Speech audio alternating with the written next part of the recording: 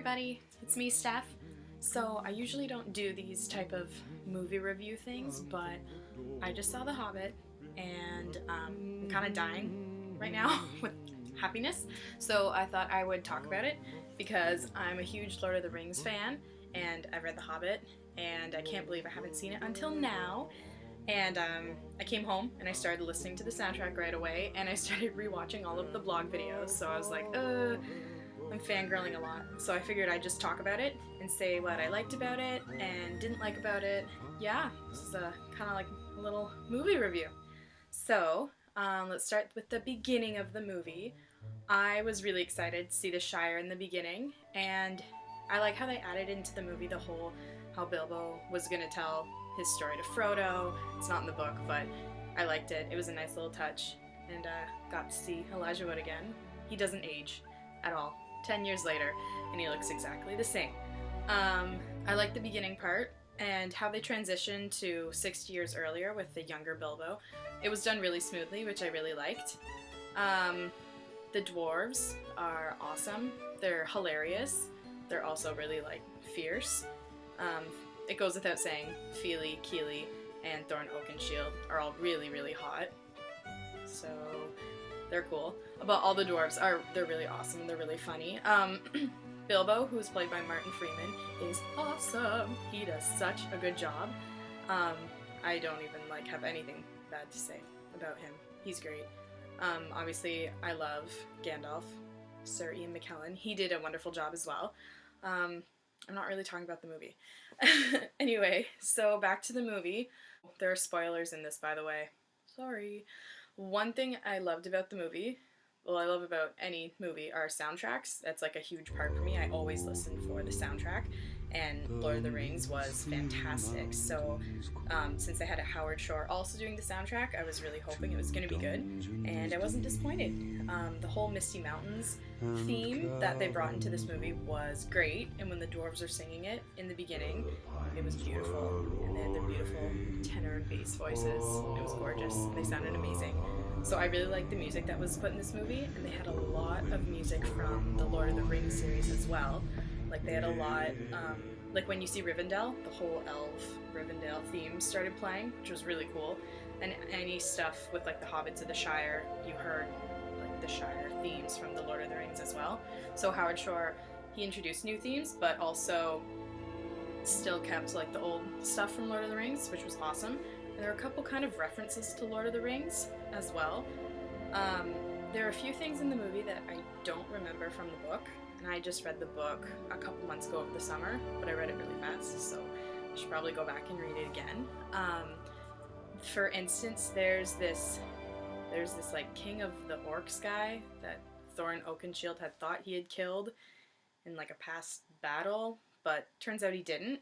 So this guy is hunting him the whole time, and that history is all there in the book, but I don't remember this king of the orcs guy hunting Thorin Oakenshield throughout the book.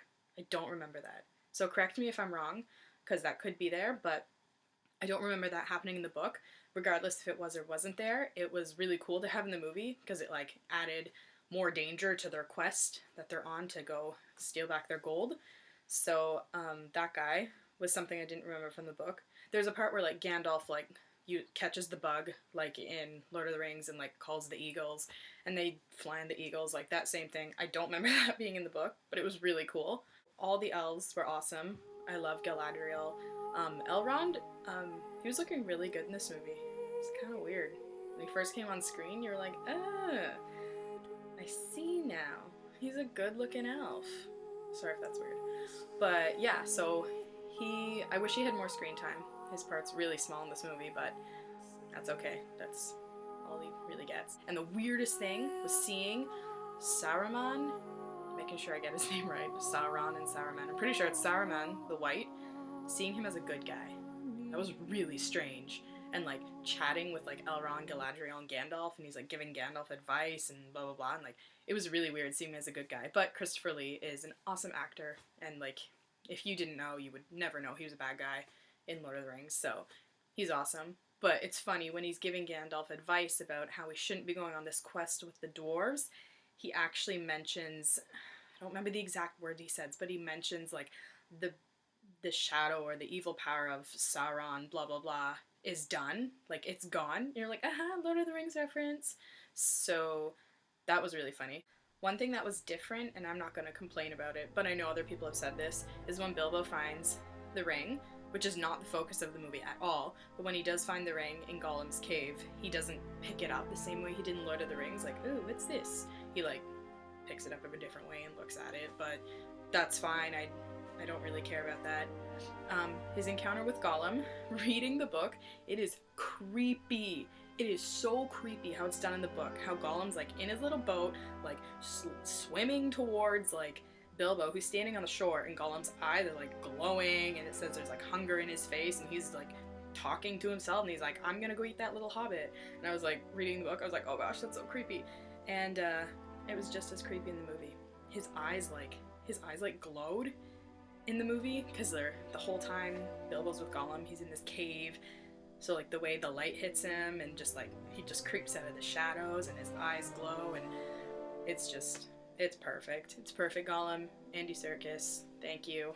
he was great. Oh, when the dwarves get caught by the trolls, when the dwarves get caught by the trolls, I liked how the movie they changed this. Bilbo chatted with the trolls to distract them from like cooking up the dwarves. Like, no, you should spice them more, cook them this way. Like, nah, like trying to burn time so they don't, you know, eat the dwarves or like roast them on a stick and whatnot. I'm pretty sure. I'm just like trying to compare differences between the movie and the book. I'm pretty sure in the book it's either Bilbo or Gandalf who basically is like hiding behind a tree, and I'm pretty sure it's Gandalf. All the dwarves and Bilbo are captured at this point by these giant trolls. Gandalf is hiding behind a tree, and he's like mimicking the voices of the other trolls, so they think that one is like arguing with the other, and they spent so much time arguing, as Bilbo says in the first movie, on whether to cook them alive or roast them into jelly, that the sun comes up and poof, they turn to stone. So that was one thing that was different. Instead of having Gandalf hiding behind a tree distracting them, I kind of like this change. They made it way more epic. So Bilbo is like burning time, like chatting with them, trying to be like, nah, cook them this way. And then Gandalf appears out of nowhere and says something about how like the sun's gonna be our downfall. And the sun's rising. Gandalf takes this big staff, chops like a giant rock that he's standing on in half, and the sun shoots through, and the trolls are like, ah, and they turn to stone. So I was kind of it wasn't a you shall not pass moment, but it was like an awesome Gandalf saves the day moment.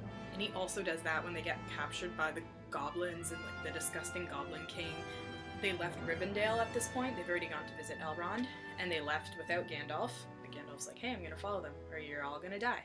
So they're captured by the Goblin King, and they're gonna like kill Thorin Oakenshield, because the Orc King wants Thorin Oakenshield's head because he's his enemy. So the Goblin King's like, hey, I'm gonna kill you so I can give him his head and he'll give me a good price. And then there's like this giant wave of like magic comes out of nowhere, and Gandalf just comes like strutting out, and it's like a silhouette of him, so it's like really awesome.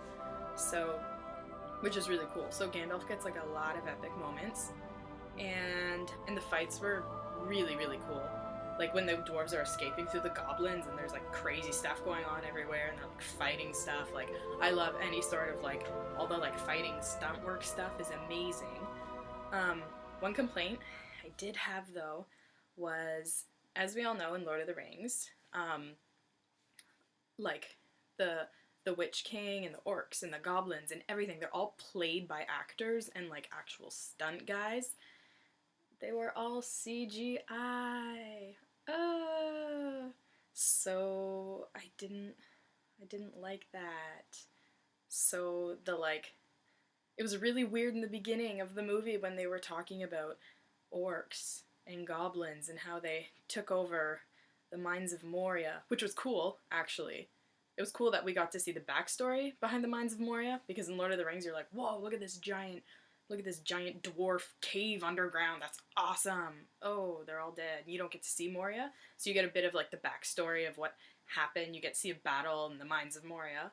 However, they're like fighting the goblins and orcs. And I saw a movie with one of my girlfriends, and I leaned over to her, and I'm like, that's not what the orcs look like before. So since they're CGI'd, I didn't like that. Meh. So the only character they could have gotten away with CGI was like the Goblin King, because he's a comedic bad guy. Like, he's disgusting. Like, he's fat and he has this like literally this chin that hangs like down to his stomach, and he's almost funny. Like, the way he says his lines, like, plot spoiler, his death is like, it's hilarious what he says, like, right before he dies. Like, it's really funny. Yeah, well, I'll just say, like, right before he dies, like, Thorin Oakenshield, like, I don't know, he hits him in the eye with something, but then he, like, cuts his, like, disgusting fat stomach, and then the Goblin King, like, looks down at it and looks up, and he's like, that'll do it, and then he, like, dies, which is hilarious. So that guy, he was kind of funny computer animated, but the orc king guy who was hunting Thorin Oakenshield, I wish was like a real actor, crazy stunt guy, because it would have been really cool. And there could have been more, like, I don't know, there's like a really epic part between them where like Thorin's just like, I'm sick of this, I'm gonna kill you. So he like starts walking towards him, and there just could have been like so much more like hatred in the guy's eyes, and just like, argh, if it was a real guy. So that was the one thing I did not like, was the fact that a big character was a CGI character, but it was done so well. It's okay. And in this day and age, everyone's so used to CGI by now, it's like people don't really care, but I was kind of like, I miss like all those like cool stunt guys, like, you know, watching the Lord of the Rings behind the scenes, there's like a huge stunt team, and like it's so much better when the battle's between two human beings instead of like a human being and a CGI guy. But that's just me. So yeah. Ooh, there was one part of the movie that I got real excited, was when Galadriel is talking to Gandalf, and they're in Rivendell, and Galadriel says to Gandalf, she's like, why did you choose the Hobbit? Why'd you do it? And he says, like, I don't know, something along the lines of, he gives me courage, or I chose him because I'm afraid, and I chose him because he gives me courage. And the exact same music started playing that happens at the end of Fellowship of the Ring, where like Frodo is standing on the edge of the water, and he's like crying, and he's like, I wish the ring had never come to me, and blah blah blah, and then Gandalf shows up in his head, and he's like, so do all of those who live to see such times, blah blah blah. So those, like, that exact same like part, like intro, started playing when Gandalf was like, he gives me hope and courage and stuff, and I was just sitting in the theater like, ah! So I'm like the soundtrack for me is just, it's gorgeous, and the whole Misty Mountains, the new theme is awesome, and my favorite parts of the movie was when like Gandalf and the dwarves and Bilbo would be like marching over like the mountains of New Zealand, and like the cameras are doing the big like 360 shots, and I was like, it's like the Lord of the Rings camera work. So the locations were beautiful and awesome, and I loved it, and I really liked how it was like fight after fight after fight. Like, it'd be good, then they'd fight some more, then they'd get captured, and then they'd like fight some more, then it'd be good, blah blah blah blah. At the end of the movie, there is a part where you think, big spoiler here, where you think Thorin Oakenshield is going to die, and I've read the books, so I'm like, no, he doesn't die here, like, this doesn't make sense. So I was watching it, I was like, okay, this is, you know, it's supposed to like confuse people, so they think that he's gonna die, but he was like unconscious for like a decent amount of time, and I was really worried. I was like, no, not like a Boromir moment where they kill off a main character in the first movie. But they didn't, thank goodness, because like it wouldn't have made any sense at all. So I was just like, I was like kind of skeptical there, but it was really good that they put that in, because for someone like me who's read the book, I was like on my seat the entire movie, because there were so many new things. So, and the way the movie ended was, you don't really get to see much of the dragon, Smaug. He's like kind of left a mystery, which is fine. It's fine, we don't need to see him. But so much happens in the first movie that they could have done it in 2 movies, no problem. But I'm not complaining. It's gonna be done in 3 movies, because I'm like a huge fan, and I don't ever want like J.R. Tolkien's stuff to ever end. So make it into 7 movies for all I care. But I'm like kind of wondering what the other ones are going to be about. They talk about Radagast talks about like this new like dark being. There's a specific word for it and I can't remember it. It's a really weird word. But basically he talks about there's like a new dark power. It's like a guy basically who's using the dead as like his people, which kind of look like the ring wraiths from Lord of the Rings. Like it looks like this could be like kind of giving the backstory and leading up to what those 9 kings are. I don't know. So I'm not sure if there's gonna be a movie that focuses on that story, because in the book, yes, Gandalf does leave the group of hobbits for a decent amount of time, but it's not covered in the book. Basically at the end of the book when they all get back together and are like, yeah, we're like drinking, Bilbo like asks Gandalf like, where'd you go? Literally in a paragraph like that big, Gandalf is like, oh, I went after this dark wizard and blah blah blah blah blah, and he just says it really quickly. So I don't know if they're gonna make a movie out of like that entire plot, which would be super cool because Gandalf is awesome. So if they did that, I would totally be down with that. And then obviously they'd have to have all the stuff with Schmag, the dragon, and there's gonna be like, I remember reading the book, there's like a humongous, like super huge battle at the end between like 5 different armies. It's like the dwarves and men and elves and orcs, like those wolf things, and like pretty sure goblins come in too, and it's like a war of like 12 different sides, but like men and elves and dwarves all like get together and like it's crazy. So I'm really excited for that, and I really hope there's like new awesome themes of music that come in, because so far I really like the soundtrack. I came home and started listening to it. So yes, this is a really long review. I'm trying to think if there's anything else. No, I think that's it. I didn't see it in 3D, so I'm gonna go back and see it in 3D. And it's been close to 2 weeks now, and me and my friend went there a half hour before it started, and the theater was packed. Like, so it's obviously doing really well. So yeah, I'm probably gonna go see it in 3D. But yeah, I've heard from a lot of people some people who didn't like it. Shame on you. No, that's fine. But if the people who didn't like it, I think it's just because they said there's a lot of stuff that happened. And I was like, yes, this is Tolkien we're talking about. A lot of stuff does happen. So I'm glad, honestly, that the movie was 3 hours, because whenever movies are made and they're based off of a book, people will either complain about that they cut out too much of the story, like with Harry Potter and like Hunger Games and stuff like that. They had to cut out so much, like especially Harry Potter. They have to. The books are so long. Or people are gonna complain that there's too much in the movie and that it's too long. So people are just never happy.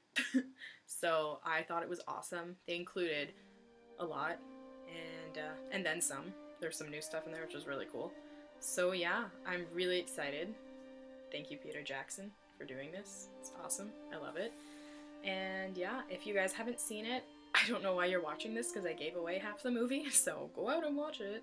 And if you have seen it, tell me what was your favorite part of the movie in the comments below, and would you go see it again or not, and why or why not. Alright, so thanks for watching, guys. I'll see you later.